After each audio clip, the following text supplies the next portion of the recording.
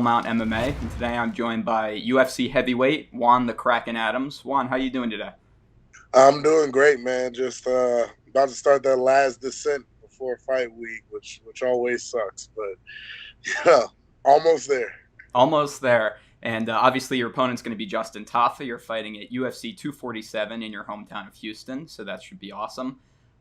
Biggest story, you moved camps. You're over at Jackson and Wink now in New Mexico. What's been the biggest change between training there and training back home in Houston? The elevation does make a big difference. That's one big. But for me, the biggest thing is just the quality of training partner is so much higher out here.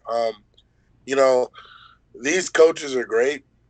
My coaches back home were great too. It's not that I think that there's that big of a jump in coaching. Mm-hmm.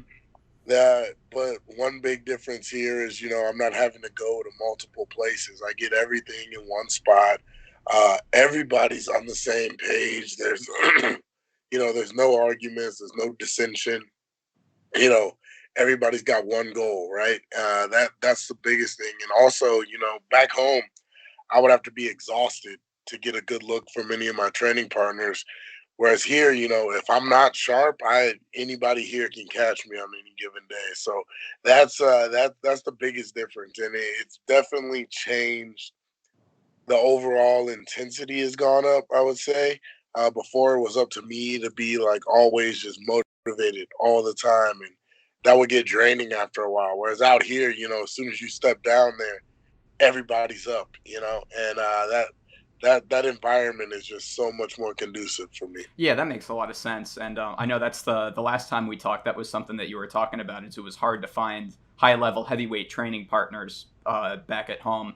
Have you been working with anyone in particular at Jackson and Wink, or is it just kind of just the baseline has been lifted for you? The baseline has been lifted a lot. My main group of training partners out here has been, Davion Franklin, Dontel Mays, Devin Clark, and Joel Bauman, who are all pretty, high level athletes in different respects. And then also, I'm working with Christian Edwards a lot. And, I've even done a few rounds with John. So um, it's just been crazy just seeing that big difference in skill levels and that hunger, where everybody's hungry, ready to succeed, ready to to really try and prove themselves out there. And that's the difference. There's not a lot of complacency out here. How'd the rounds with John go? Was that weird sparring with him for the first time? Yeah, it was weird in a different type of way because we weren't even really sparring. It was like touch Mm-hmm. sparring, but it was one of those things where like he can just hit you from any angle, and it's the same with Christian. So you have to be cautious because even though they're not as big as me and they're not as strong as me, they can still hit you from all these weird angles that normally heavyweights don't see. So I'm saying I have to be cautious for a different way, just because like I'm not trying to get kicked in the face. Yeah. It's not something. That's not on my list of things to do every morning. But so that's different. You have to be very cautious going with guys like that are creative strikers, which is good because one of my biggest things is I used to just not care if I got hit or not. But out here it's different, and that level of caution forces me to be more on top of everything and more observant and basically, just fight a lot smarter. Has there, moving to Jackson and Wink, has there been anything in particular that you wanted to focus on improving for this camp fighting Tafa? I just wanted to really focus on, just game planning a little bit more, focusing more on the actual fighting aspect instead of just kind of going in there and seeing where the fight takes me. Um, I really wanted to come out here with the goal of working with these high level coaches, working with high level game planners, and really, you know, having everyone on the same plan and working the exact same stuff repetitively, and that's been huge for me. Has anything been hard? Has it been a difficult adjustment, or did you settle in pretty quickly when you were there? It's it was kind of hard at first, adjusting to it's Albuquerque. There's not a whole lot to do Hmm. out here, so you know, usually I just do a lot of stuff throughout the day to kind of help the days pass a little for more. Here, I train. I come up to my room and I either like watch a quick thing on anime before the next session, or I take a quick nap, and that's it. So I've got a couple friends out here. The climate was really different. Houston's super humid. Out here, it's very dry. So you can kind of hear it still in my voice. If I don't turn my humidifier on when I go to sleep, I wake up a little congested and dry and everything. So I forgot to turn it on last night. I just passed out, and it's playing with me right now a little bit. But that was definitely hard, and you have to drink a lot more. I have to drink a lot more fluid out here to stay hydrated. Otherwise, my body feels the difference. I see. The other big change that I saw like through your Instagram and Twitter, you started doing the trifecta meal system. Was that a big change for you Yeah. too? Getting like the meal plans and everything, and how has that kind of helped you, or maybe made things a little bit more difficult? How's that changed? Man, it physically, I can definitely tell it's helped me a lot. Mentally, it's made it a lot more difficult because I love food. I love junk food. I'm a big guy. Coming out here and eating the same 6 meals since the end of October has been hard. It gets at first I was like, "Yay, food's here." Now I'm just like, "Damn," you know. I know exactly what's gonna be in the box. Uh, but it's helped keep the weight very consistent. I've been at about 280, 285 the last 2 or 3 weeks. Just really maintaining that. This week we want to drop down probably to about 280 or so before we start my water cut. So that's been actually it's been refreshing in one sense to have that peace of mind and security, and that these people know what it's going to take to get you down to weight.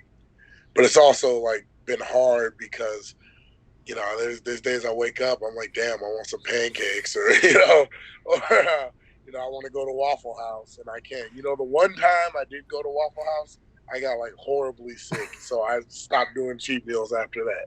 No more cheat meals. That sucks. You can't even trifecta made you not enjoy the Waffle House as much anymore. I want to Right, I right. want to move on to Justin Tafa as an opponent, because we've seen very little of him in the octagon. Obviously, he's got a lot of hype behind him because he trains with Mark Hunt, so there's that lineage there. But seeing what you saw of him so far, I know you said you were watching some film. What's your takeaway of him as an opponent? What do you think his strengths, his weaknesses are? His strengths, I think he's a very dangerous opponent. He's got knockout power in either hand, right? That's one thing. The other thing too is, he's highly confident in his abilities. He will swarm you. He's got no fear coming forward. Even if you pop him, he's going to keep coming forward. That can be hard to deal with. And I just any guy that's willing to go to someone else's hometown and fight them there, it says a lot about him as a man and as an opponent. So you have to respect that. And his brother, I believe, is a very accomplished in glory kickboxing. So that their striking is going to be on point. And that's one thing. He's a southpaw also, which is new for me. But um, the advantages that I do have is, I've got a reach advantage, I've got a height advantage, and I've got a size advantage. And I think I'm a lot more athletic than he is also. So we're going to use all that, obviously. But again, it's heavyweight. Any punch can change the fight. So I have to be very wary and cognizant of that, and I have to respect that. And I was going to ask you what you thought your biggest advantage is. You mentioned height, reach, your athleticism. Are you going to use that, do you think, for a more wrestling heavy game plan, or do you think you're going to try to keep it mostly on the feet for this one, or just kind of see how it goes? I kind of have to see how it goes with him. If he's going to initiate clinches and things like that, then yeah, obviously I have to wrestle him right there. If he wants to, kind of stay back and look for that haymaker, then I'm not going to rush in there because that just gives him an opening to land that shot. But so I have to see what he does and how he responds to things. take him to deep water. Obviously, I think I have better conditioning than him. I do. Even though he weighs in at the same as me, I think that our weight is distributed very differently, and I'm a lot. I've got 5 more inches of frame to disperse that weight across, so it's different. But like I said, it's heavyweight. Anything can happen, especially with this guy. I think all of his wins have been by Yeah, knockout. yeah, I think you're right. I wanted to talk a little bit about. Obviously, you're from Houston. We talked about that. This fight is in Houston, so that's kind of big. Is there any pressure fighting in front of any added pressure fighting in front of your hometown, or are you kind of just treating this as a regular fight? You know, the crowd doesn't really affect me when I fight. It's when I walk out, I'm like, oh, that's a lot of people. But once it starts, I'm not thinking about that at all. Once I get hit in the face, I'm like, okay. So I don't. The crowd rarely affects me. All that it's the last thing I'm thinking about. If you think about it too much beforehand, it does. It can add that pressure. What I've done differently this fight as opposed to other ones. Other fights, I tried to control as many variables that I could to better impact the variables that I couldn't control. Whereas this fight, I broke it down and I'm like, there's only two things that I know for sure are going to happen, right? The weigh-in and the fight. So I have to make sure everything's on point for the weigh-in, and then the fight, all I can do is show up and execute. So that's what I have to focus on. Those two things, making weight and executing. That's it. That's the only two things I have control over. And if I start thinking about or trying to, you know, simulate too much stuff outside of that, it takes focus away from those two things. And then it decreases the probability of those two things that I know are going to happen. It decreases my probability of success when I focus on too much outside of that. Yeah, I get you. That makes sense. Finally, last question. You're fighting on the main card. Your new teammate Jon Jones is going to be headlining it against Dominic Reyes. How do you think, as someone who's faced off with him a few times now, how do you think he stacks up against Dominic Reyes? How do you think that fight goes? You know, Dom is actually managed by the same guy as me, Oh so yeah, there's that aspect of it. But it's so weird because watching John train and seeing how hard he actually works, it changes a lot of your perceptions of him, and just he puts things together in a way that most people wouldn't even think to chain stuff together with. And Dom is an athlete, though. And Dom is extremely confident. He's got, that finishing ability that I haven't seen much in John's other opponents. And most of John's other opponents, when they fight him, they stop. They lose that hunter mentality. They become the hunted. And I think if John can neutralize Dom's attacks, which John is very good at doing, it's going to be a very long night for Dom. But if Dom sticks to his game plan, I think John's in for one of the tougher fights of his career.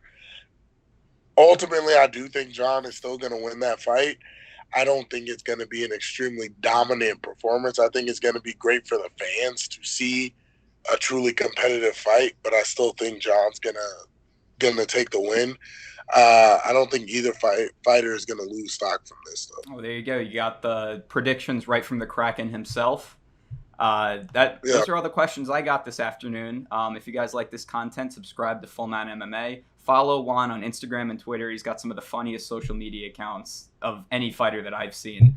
Your your Instagram stories, I love watching every day. I gotta say, big fan of those. awesome, But yeah, is there awesome. anything else you want to say before we sign off? Nah, man. Thanks for having me back on, and I'm always super appreciative to the fans. Obviously, I was saying this today.